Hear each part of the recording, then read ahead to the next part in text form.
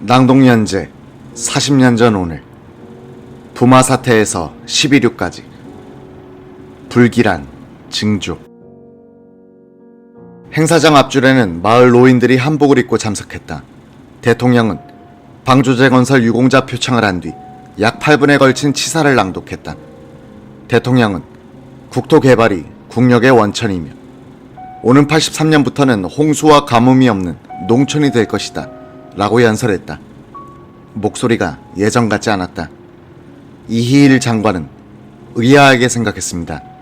쇳소리 나는 특유의 카랑카랑한 음성이 아니고 그날은 힘이 좀 빠진 듯 했어요. 나이를 드신 때문인가 하고 생각했죠. 라고 했다. 경호실 수행계장 오세림은 목감기 때문에 저런가 하고 생각했다고 한다.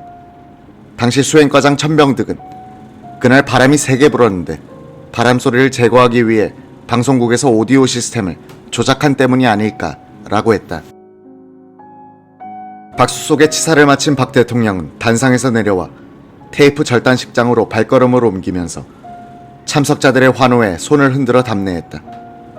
그날 맨 앞줄에 참석한 노인들 가운데는 갓을 쓴 이들도 보였다. 대통령은 동행하던 측근들에게 이런 말을 했다.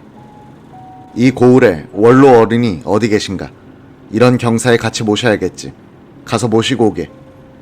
천병득 수행과장은 즉시 무전으로 경호원들에게 지시했다.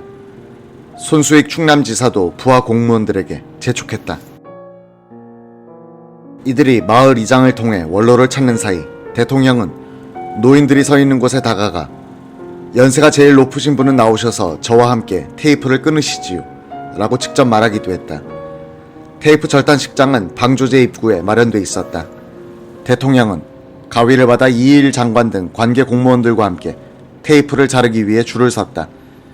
그동안 합덕읍에 사는 이길순 노인이 그날 참석한 사람들 중 가장 연로한 사람임이 밝혀졌다. 하얀 턱수염에 돋보기를 끼고 새마을 모자를 쓴 한복 차림의 이 노인은 몸둘 바를 모르며 대통령 곁으로 다가와 인사를 했다. 대통령보다 작은 체구의 이 노인은 주위에서 급히 마련해준 흰 장갑과 가위를 떨리는 손으로 받아들였다. 대통령은 한 손으로 이 노인이 자를 오색 테이프에 한 허리를 들고 미소를 머금은 채 잠시 기다렸다. 긴장한 이 노인의 오색 테이프는 좀처럼 잘려지지 않았다. 대통령은 한박 웃음을 터뜨리며 가위질을 도와줬다. 주위에서 박수가 터졌다. 대통령은 자리를 뜨지 않고 잠시 이 노인의 등을 어루만지며 올 농사는 잘 지으셨겠죠. 댁내도 모두 편안하시고 라고 안부를 물었다. 박 대통령은 버튼도 같이 누르시죠 하며 이 노인을 끌었다.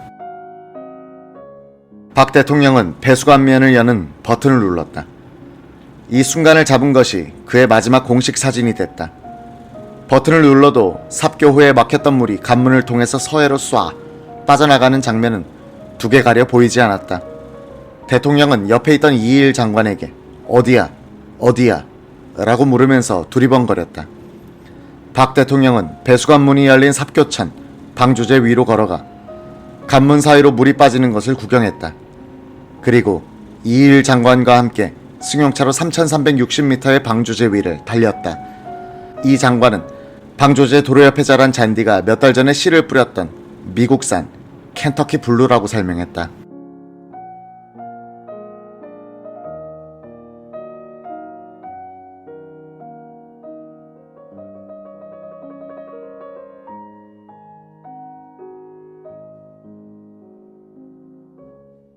건너편 아산군 쪽에 도착한 박 대통령은 담수비를 제막했다. 물개 3마리가 하늘을 향해 서 있는 모양이었다. 비를 감싼 흰 천이 세찬 바람에 휘감겨 있어 박 대통령이 줄을 잡아당겨도 벗겨지지 않았다. 급기야 수행 경호원들이 비 위로 올라가 천을 벗겨내려야 했다. 박정희 대통령은 삽교천 방조제 담수비 제막을 마친 뒤 주위의 평화에 야적된 볕단을 바라보더니 수행한 관계자들과 출입기자들을 향해 말했다. 물이 괜 노는 십자형으로 나무를 세우고 벼를 다발로 묶어 그 위에 걸쳐 말리면 습기가 완전히 제거되어서 벼 이삭도 잘 건조됩니다. 시동을 건 채 대기하고 있던 공군 1호기에 오른 대통령은 헬기가 이륙 준비를 하는 동안 먼 들판을 응시했다. 기체가 떠오르기 직전에 그는 좀 떨어진 곳에 모여있던 출입 기자들에게 손을 흔들어 보였다. 비공식 행사가 기다리고 있는 당진을 향해 출발한 시간은 11시 40분경.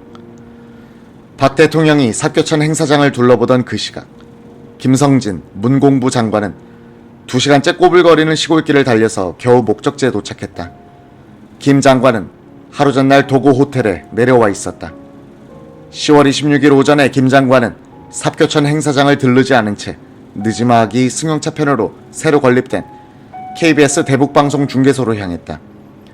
예전 같으면 먼저 열리는 행사장에 장관이 참석했다가 대통령을 모시고 자신의 소관 행사장으로 와야 했다.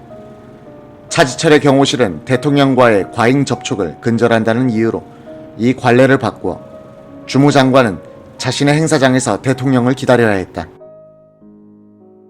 건평 500평 남짓한 2층 건물에 안테나 2개가 솟아오른 자그마한 중계소는 아주 후미진 곳에 세워져 있었다. 이곳은 중앙정보부가 관할하고 있었으므로 아침에 김재규가 대통령 전용기에 동승할 뜻을 비쳤던 것이다. 김 장관이 중계소에 상주할 직원들과 함께 건물을 먼저 둘러보는 동안 맑은 가을 하늘에서 헬리콥터 소리가 들리기 시작했다. 잠시 후 왕물에 섞인 먼지바람을 일으키며 공군 1호기와 2호기가 중계소 앞들에 착륙했다. 2호기에서 내린 경호원들이 경호 배치를 한 후 1호기에서 박 대통령이 내려오고 차지철이 그 뒤를 따라 내려왔다. 대통령을 모시고 행사장으로 간 김 장관은 대통령과 함께 중계소 현관 앞에서 준공과 개관을 축하하는 테이프를 잘랐다. 그리고 건물 안으로 들어가 몇 가지 시설들을 설명한 뒤 미리 준비해둔 방으로 안내했다. 시멘트 냄새가 채 가시지 않은 방에 들어선 박 대통령은 의자에 털썩 앉았다.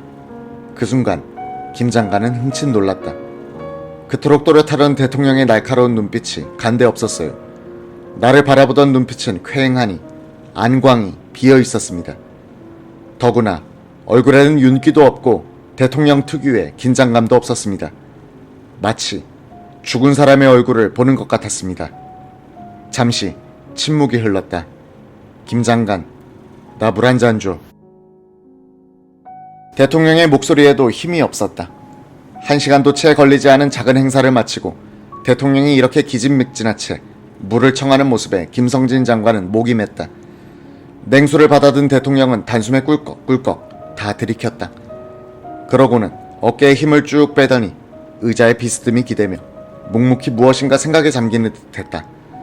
그때까지 박 대통령을 만 9년 동안 모셔왔던 김성진으로서는 처음 보는 광경에 애가 탔다. 김 장관은 불안해졌다.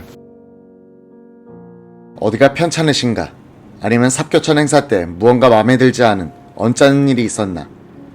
그렇다고 대통령에게 함부로 물어볼 수도 없었다.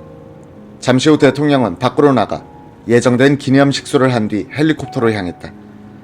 헬기 동승자 명단에 포함되지 않았던 김 장관은 대통령의 뒤를 따라가다가 헬기 문 밖에까지 전송하게 됐다. 헬기에 올라탄 박 대통령은 김 장관을 보더니 왜 안 타나? 라고 했다. 행사 후 KBS 직원들과 동네 유지들을 모시고 점심을 같이 하기로 되어 있었던 김 장관은 대통령의 최근에 헬기로 뛰어올랐다. 먼지를 일으키며 1호기가 이륙했다. 뒤따라 이륙을 시도하던 2호기는 엔진 고장을 일으켜 주저앉고 말았다.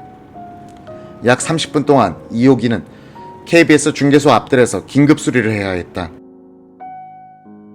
먼저 이륙한 1호기는 1시간 전에 행사를 치렀던 삽교천 방조제 부근 상공으로 비행했다. 그동안 대통령은 아무 말 없이 무슨 생각이 골몰하는 듯 하더니 갑자기 아래를 내려다보며 뭐라고 혼자 중얼거리기 시작했다. 옆에 앉은 김 장관이 귀를 기울여도 무슨 말인지 통 알아들을 수 없는 말을 혼자서 계속했다. 그러더니 갑자기 김 장관에게 얼굴을 돌리고는 이렇게 물었다. 그렇게 하면 안 되지. 말뜻을 알아차리지 못한 김 장관이 머뭇거리자 박 대통령은 아무 일도 아니었다는 듯 또다시 깊은 생각에 잠기는 것이었다. 도고 호텔 앞마당에 공군 1호기가 착륙한 것은 12시 40분이었다. 소음으로 가득 찬 좁은 공간에서 바람과 먼지가 휘말려 올랐다. 마당 한 구석에 있는 사슴 사육장에서는 헬기 소리에 놀란 새끼 뱀 사슴 한 마리가 머리를 벽에 들이받고 죽었다. 이딴 사고들은 대통령에게 보고되지 않았다. 도고호텔 2층 회의실에서는 오찬이 있었다. 대통령의 좌석은 맨 끝에 독상 차림으로 마련돼 외딴 섬처럼 느끼게 되어 있었다. 그 좌우로 길다란 탁자가 배치되어 있었고 손수익, 충남지사 등 17명이 앉았다. 예전에는 대통령과의 오찬석상에서 비서관들은 예의를 깍듯하게 차리면서도 유쾌한 분위기를 만들어 나가는데 지혜를 모으곤 했다. 웃음도 있었고 농담과 재담이 넘치곤 했다. 그날 김성진 장관은 딱딱하게 말라버린 가랑잎 같은 존재들만이 대통령을 저 멀리 쳐다보면서 밥술만 뜨는 참으로 한심하고 송구스러운 점심으로 기억했다. 농담은 대통령이 주로 했다. 대통령은 김원기 장관이 뜻밖의 중공식장에 나타나 이상하게 생각했어 라고 말했다. 김 장관이 당진이 제 고향입니다 라고 말하자 대통령은 그렇군 이라고 가볍게 받으면서 농담조로 이런 말도 했다. 이일 장관이 청와대에 있을 때는 쌀값을 높게 책정해서는 안 된다고 하더니 농수산부 장관이 되자 추곡 수매가를 올리자고 하는데 입장이 바뀌면 모두 그렇게 되는 건가? 박 대통령은 또 7일 전에 있었던 싱가포르 이광유 수상과의 대화 내용을 소개했다. 이 수상이 그러는데 공산당과의 싸움에서는 내가 죽든지 적을 죽이든지 하는 두 길밖에 없다는 거야. 어중간한 방법으로는 안 된다는 거야.